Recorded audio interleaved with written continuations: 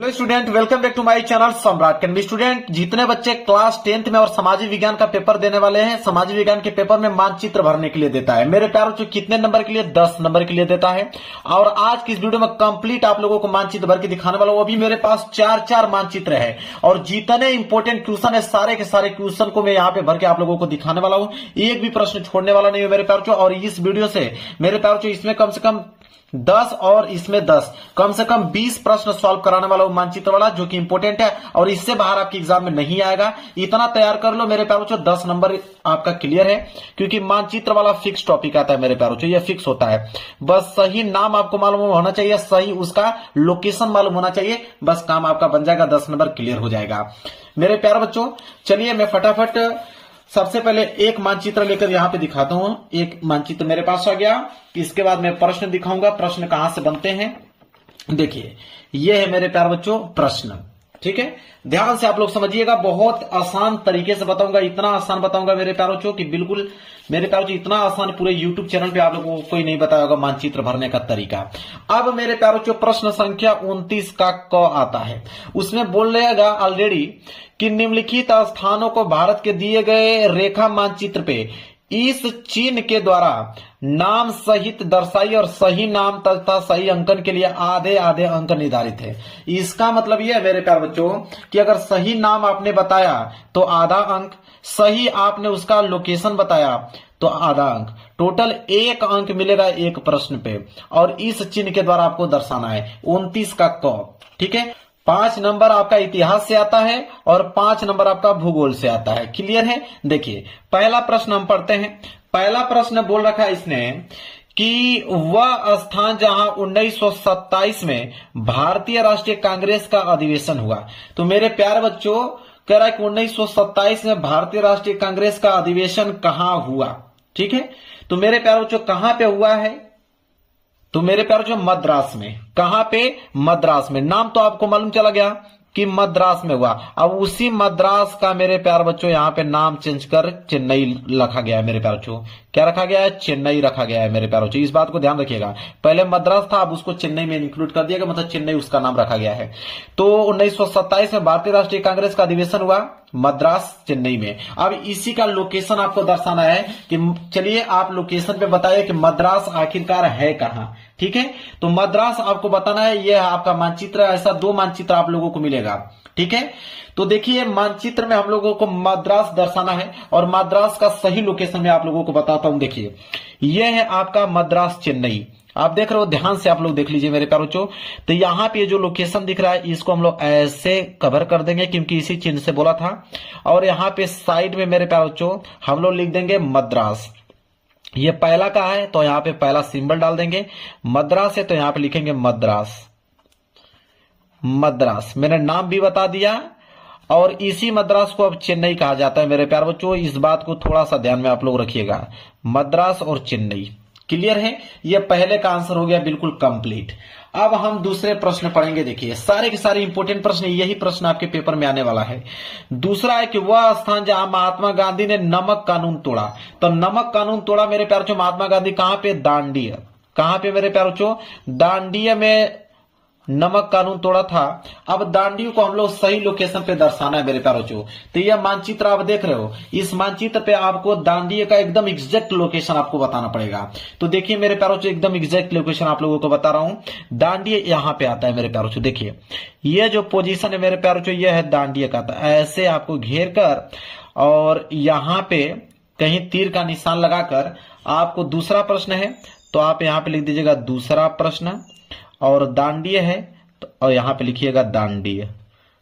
Clear है? बस यही काम आपको करना है, सही नाम और सही दिशा आपको बताना है, इसका सही लोकेशन, बस आपको 1 अंक मिल जाएगा। अब 2 प्रश्नों का जवाब हमने बता दिया, ठीक है। तीसरा इंपॉर्टेंट प्रश्न देखिए क्या है। तीसरा है मेरे प्यारे बच्चों कि वह जनपद जहां जलियांवाला बाग की घटना घटी।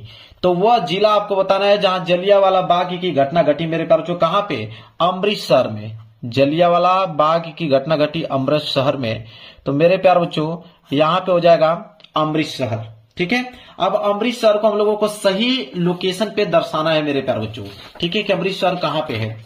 तो अमृतसर की अगर हम बात करें तो चलिए अमृतसर का मैं लोकेशन आप लोगों को बताता हूं। देखिए अमृतसर का जो एग्जैक्ट लोकेशन है मेरे प्यारे बच्चों, आप देख सकते हो यहां पे बिल्कुल कॉर्नर में मेरे प्यारे बच्चों, यह जो है ये अमृतसर का लोकेशन है। बिल्कुल यहां इस तरह का सिंबल लगाकर मेरे प्यारे बच्चों, और आपको यही साइड में कहीं पे एरो का चिन्ह लगाकर, तीसरा प्रश्न था ना मेरे प्यारे बच्चों, तो आप यहां पे डालेंगे तीसरा प्रश्न, और तीसरा प्रश्न डालने के बाद अमृतसर यहां पे लिख देंगे, अमृतसर यहां पे आप लिख देंगे।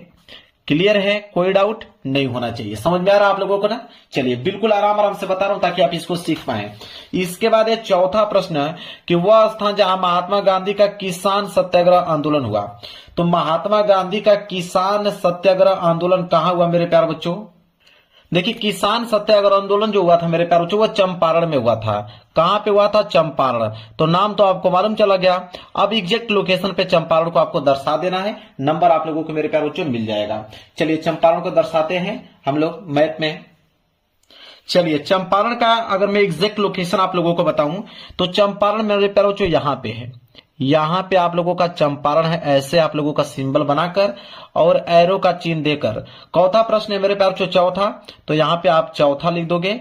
चंपारण है, अब यहां पे नाम आप लिखोगे चंपारण। ठीक है, चंपारण कंप्लीट हो गया मेरे प्यारे बच्चों। एक प्रश्न इसका और बचा हुआ है। ठीक है, चलिए उस प्रश्न को देखते हैं। बोला है कि वह स्थान जहां 1929 में भारतीय राष्ट्रीय कांग्रेस का अधिवेशन हुआ। तो 1929 में भारतीय राष्ट्रीय कांग्रेस का अधिवेशन जो हुआ था मेरे प्यारे बच्चों, वो लाहौर में हुआ था। कहां पे? लाहौर में हुआ था। अब लाहौर को अपने लोकेशन पे दर्शाइए। तो मेरे प्यारे बच्चों लाहौर जो होगा मेरे प्यारे बच्चों भारत के नक्शे से थोड़ा बाहर होगा। ठीक है, क्योंकि ये भारत का नक्शा है और लाहौर भारत के नक्शे से थोड़ा बाहर सटा हुआ है। कहां पे? देखिए पूरा दिख रहा है आप लोगों को, ये वाला जो लोकेशन देख रहे हो, ठीक है, यही लाहौर है। ठीक है, यह वाला लोकेशन आप देख रहे हो, यही आपका लाहौर है। यहां पे मेरे प्यारे बच्चों एरो का चिन्ह देकर पांचवा प्रश्न कर रहे हो ना, तो यहां पांचवा ऐसे डालकर लाहौर लिख दीजिए, लाहौर। ठीक है, क्लियर है, समझ में आ रहा आप लोगों को? चलिए अब आगे बढ़ते हैं मेरे प्यारे बच्चों। अब अगला है ख वाला। ठीक है, 29 का ख। अब मेरे प्यारे बच्चों 29 का ख के लिए एक अलग से मानचित्र आप लोगों को मिलेगा। दो मानचित्र मिलेगा आप लोगों को, एक 29 का क करने के लिए, एक आपको 29 का ख करने के लिए। तो 29 के ख के लिए अब हम लोग नया मानचित्र लेंगे। तो ये पुराने मानचित्र को हम हटा देते हैं क्योंकि हमने 29 का क वाला यहां पे कर दिया, और यहां पे आपको लिखना भी पड़ेगा। ठीक है, कि आप जो है 29 का यह वाला क वाला किए हैं, तो ये 29 का क है। ठीक है, और इसके बाद हम लोग नया लेते हैं मेरे प्यारे बच्चों मानचित्र 29 का ख करने के लिए। तो एक नया मानचित्र और मिलेगा आपको जिसमें 29 का ख करना होगा। तो आप यहां पे लिखेगा 29 का ख। अब इसको भरिएगा मेरे प्यारे बच्चों। चलिए इसका प्रश्न देखते हैं कि इसका प्रश्न क्या है। देखिए बोला है कि दिए गए भारत के रेखा मानचित्र पर निम्नलिखित को दर्शाना है। कह रहा है कि पहला प्रश्न बोल रखा है इसने कि पश्चिम बंगाल का एक अभयारण्य इस चिन्ह के द्वारा नाम सही दर्शाइए। पश्चिम बंगाल का कोई एक अभयारण्य बताना है जो कि इस चिन्ह के द्वारा लोकेशन पे आप लोगों को दर्शाना है मेरे प्यारे बच्चों। तो पश्चिम बंगाल का अभयारण्य की अगर हम बात करें तो वल्लभपुर। ठीक है, वल्लभपुर मेरे प्यारे बच्चों नोट कर लीजिए, क्या है? वल्लभपुर। ठीक है, अब मेरे प्यारे बच्चों इसी को हमें क्या करना है? लोकेशन पे दर्शाना है। तो ये नया मानचित्र आ गया, इसी पे हम लोगों को दर्शाना है कि वल्लभपुर है क्या। और चिन्ह बोला था कि वर्ग के चिन्ह से हमें दर्शाना है। चलिए इसका एग्जैक्ट लोकेशन हम लोग देखते हैं मेरे प्यारे बच्चों। तो इसका एग्जैक्ट लोकेशन यहां पे है, यहां पे आपको वर्ग बना देना है। और मेरे प्यारे बच्चों एरो का यहां पे चिन्ह देकर आप पहला प्रश्न कर रहे हो तो पहला प्रश्न यहां पे कर देना है। और वल्लभपुर है तो यहां पे लिखना पड़ेगा आपको कि वल्लभपुर। क्लियर है? इसके बाद मेरे प्यारे बच्चों पहला प्रश्न कंप्लीट हुआ। दूसरा प्रश्न देखिए क्या है। कह रहा है कि भारत के पूर्वी तट पर स्थित एक बंदरगाह इस चिन्ह के द्वारा नाम सहित बताइए। तो भारत के पूर्वी तट पर कोई एक बंदरगाह, तो पूर्वी तट पर एक बंदरगाह का नाम बताऊं मेरे प्यारे बच्चों, वह है आपका चेन्नई बंदरगाह। ठीक है, चेन्नई पोर्ट, उसका नाम ही वो है चेन्नई पोर्ट। ठीक है, चेन्नई पोर्ट उसका नाम है।